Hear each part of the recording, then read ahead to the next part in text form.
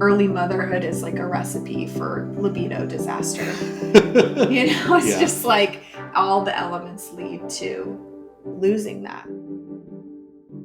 One of the things just that I wanted to reflect on is that time when we were really, like, it was really tense, when we were really not on the same page with our sex life, and Mm-hmm. just how much I wanted to be intimate with you, and how, Mm-hmm. like, there was just this sort of realistic, this isn't possible. Mm-hmm. Like, Mm-hmm. Levon was just impossible, never sleeping, Mm-hmm. and your body had changed and everything. And I think a big turning point for me was sort of like getting realistic about it and having Mm-hmm. compassion for like the humanity and reality of what you were going through, Mm-hmm. right? That it wasn't like you should come, like you should want me, what's wrong with you, but Mm-hmm. like that where you were at was, really like real, Mm-hmm. and I needed to like honor that. Mm-hmm. Well, I feel like the practice was instrumental in getting us through that time period because, like, I love you. I'm compassionate for your desire for me. I want you to want me.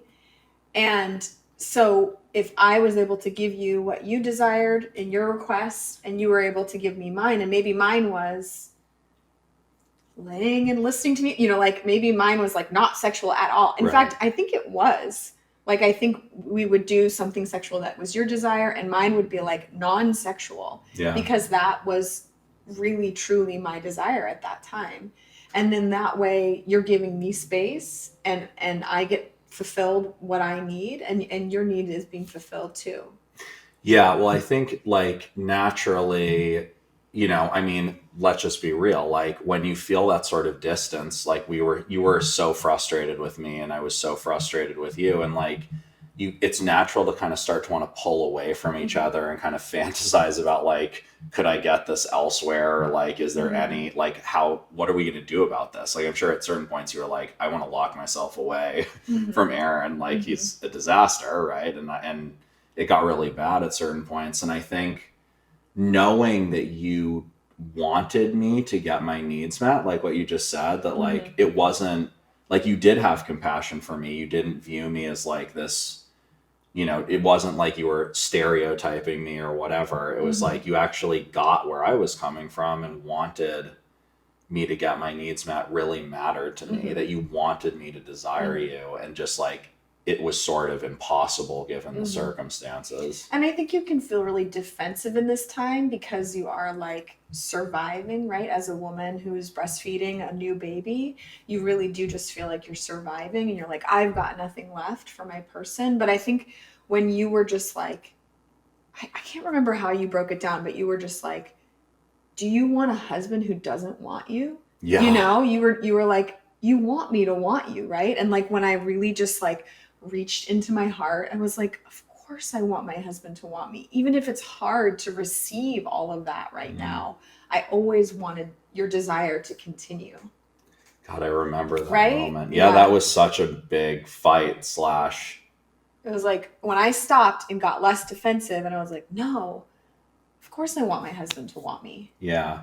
Yeah, and I think that's important, like to really honor those moments where it got, like, that's a moment actually that was a game changer, right? Because Mm-hmm. I was able to be like, wow, like this isn't the way that I'm making it up in my mind. Like you really do want that. And Mm-hmm. that made a big difference for me. Because I feel like people have this idea that like my partner's never gonna get anywhere different. And I Mm-hmm. found that like with us and with my clients, like if you're coming from a place of like genuine curiosity, like Mm-hmm. here's what I think, but I really want to know where you're at, it kind of gives you an opportunity to reflect, even if I'm obviously Mm-hmm. frustrated. Mm-hmm.